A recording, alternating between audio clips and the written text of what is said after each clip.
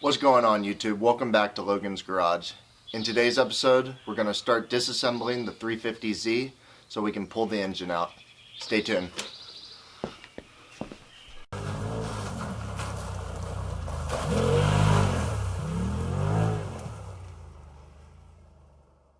The overall game plan will be to pull the headlights, pull the bumper, pull the front bumper support, get the radiator support out, and hopefully get the radiator out today. If we make it further, that's just bonus. What you see here is I'm taking the 3 plastic clips off the top of the bumper. It's been a couple of years since the bumper's been off, so I'm trying to remember the process. It came back to me quickly, and I remember that the wheels and the inner fender liner needed to be removed as well.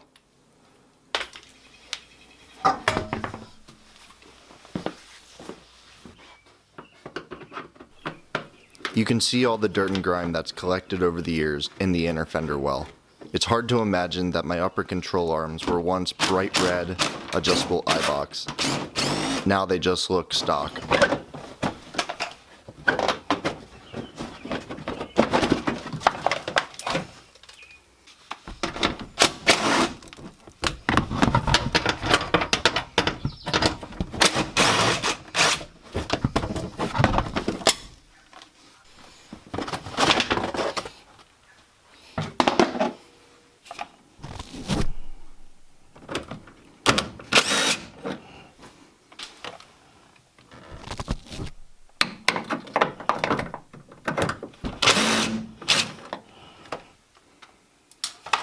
Now I'm removing the aftermarket skid pan. This skid pan has been by far the greatest upgrade that I've added to the car yet. Being that I lowered the car on coilovers, the pan has done a great job protecting the underside of the car.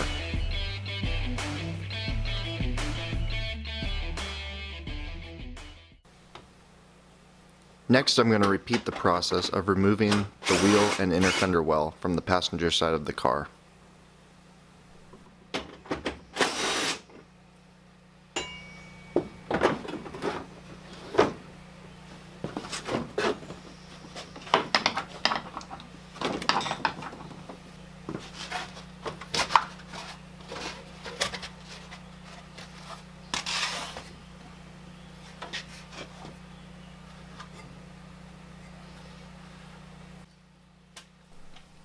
Now that I have the bumper cover off, I'm going to remove both headlights. As you can see, they've gone cloudy, so while they're off the car, I'll clean them up.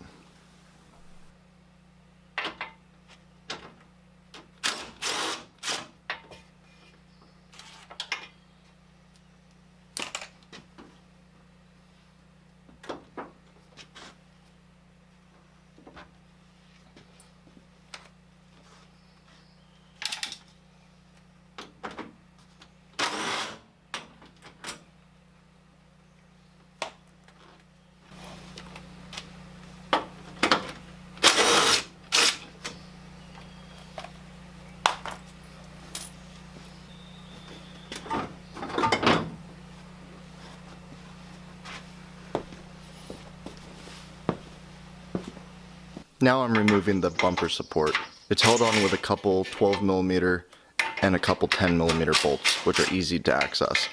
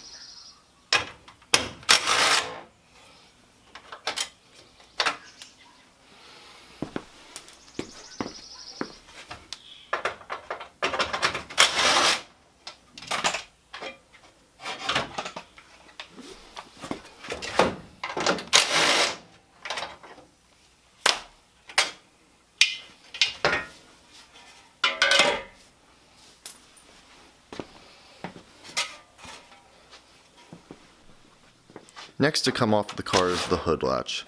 It comes off easy with just 3 bolts. I'm going to leave the cable attached and move the latch off to the side, as it's easier to do that than pull the whole cable.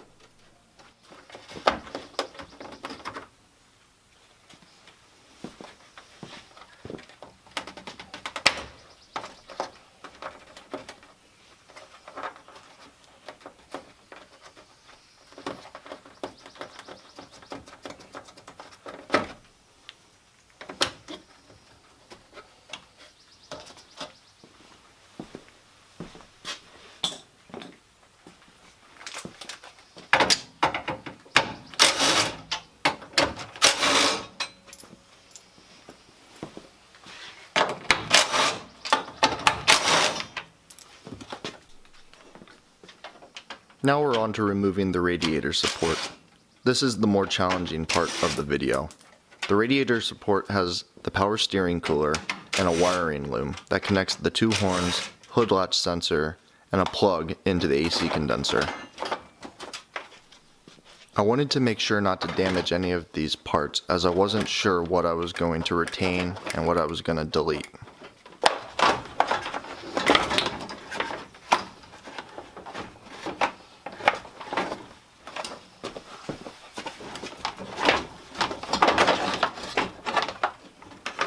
I'm not gonna lie to you guys.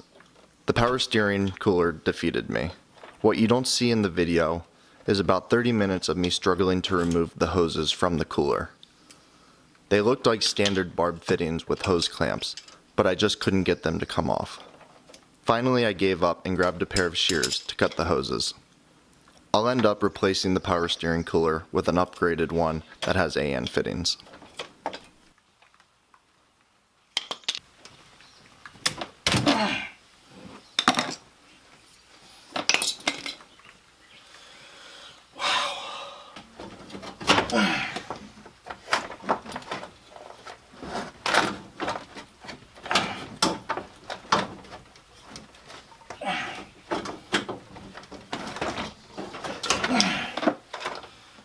What a pain. God.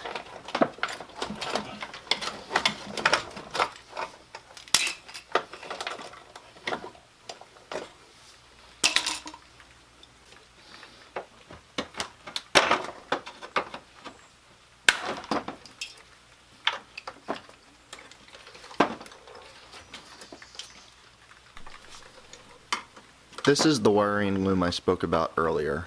It connects to the two horns, the hood latch sensor, and the AC condenser. After my fight with the power steering cooler, I wasn't in the mood to struggle with these plug connectors. Everything came off without damage, it just took a little bit of time.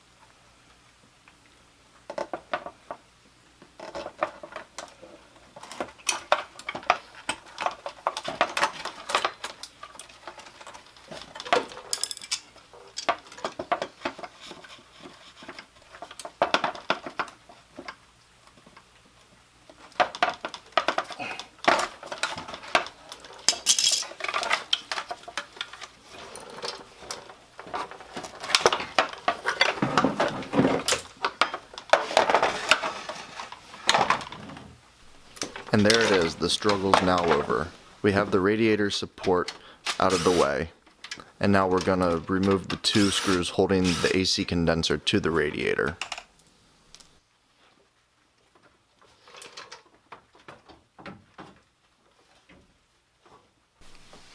With the AC condenser now removed from the radiator, it's time to drain the fluids.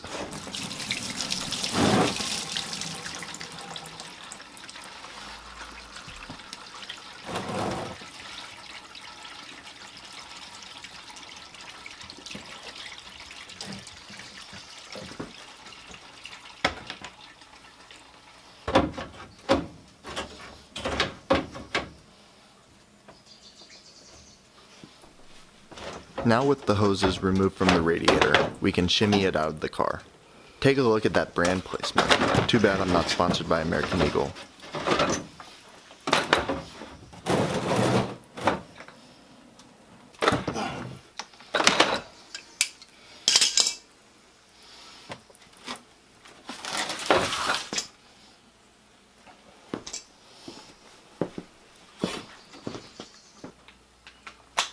Alright, so I've made it further than I had anticipated, so we'll keep going.